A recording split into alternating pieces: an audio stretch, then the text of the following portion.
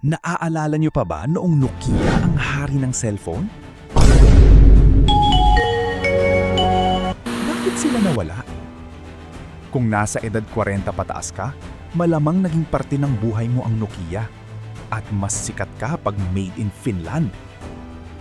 Bago pa dumating ang touchscreen, social media, at mga cellphone na halos computer na rin ang kayang gawin, may isang pangalan na halos hawak ang buong mundo. Nokia. Halos kahit saan ka tumingin, Nokia ang makikita mo. Sa bahay, sa opisina, sa paaralan, sa jeep, maging ang unang cellphone ng maraming Pilipino, Nokia rin. Sa sobrang tibay nito, naging biro pa nga noon na mas madaling masira ang sahig kaysa sa Nokia.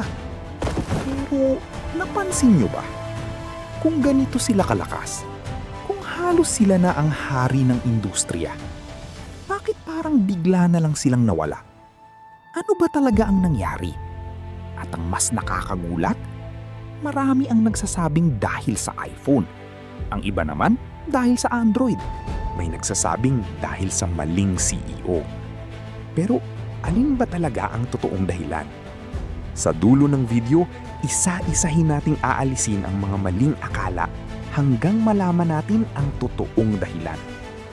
At iyon ang aalamin natin ngayon. Welcome sa Papi Lipi, where we talk about different personalities, events, and important topics that are worth tackling. Pwede po ba ako mag-request na i-like ang video na to para malaman ko na gusto nyo ang ganitong klase mga contents? Ang inyong suporta ay malaking bagay sa amin bilang content creators at nakakatulong para maipagpatuloy namin ang paggawa ng mas malalim at maayos na mga videos tungkol sa mga importanteng topic. Balikan muna natin ang panahon kung kailan halos walang makakatalo sa Nokia. Noong huling bahagi ng dekada 90 hanggang unang bahagi ng 2000s, Nokia ang simbolo ng modernong komunikasyon. Kapag may Nokia ka, sapat na yon.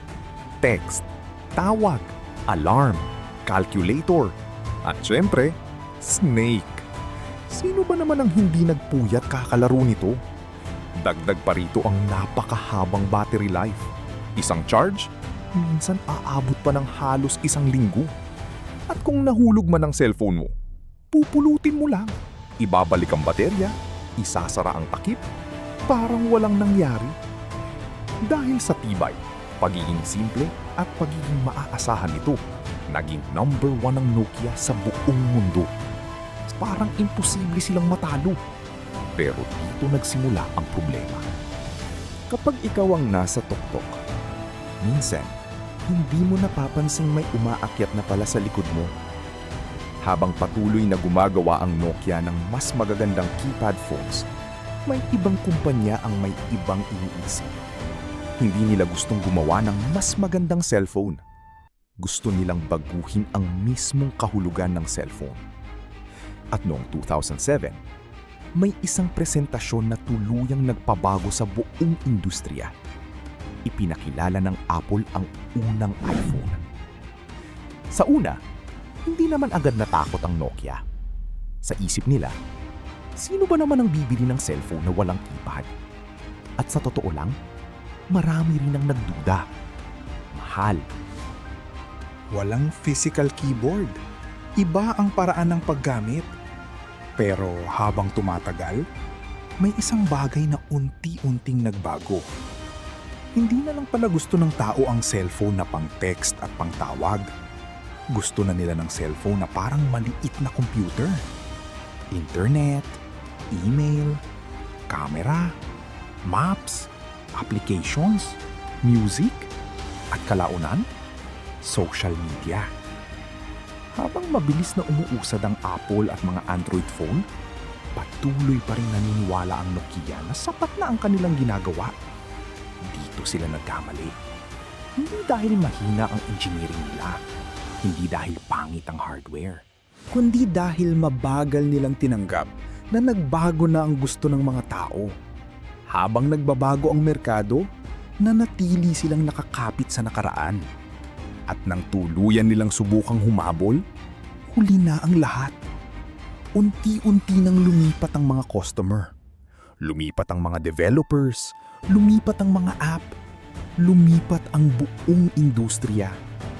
Hanggang sa dumating ang panahong ang Nokia, na dating hari ng cellphone, ay halos hindi na makita sa mga tindahan. At alam niyo ba ang pinakaimportanteng aral dito? Hindi sapat na ikaw ang pinakamalaki.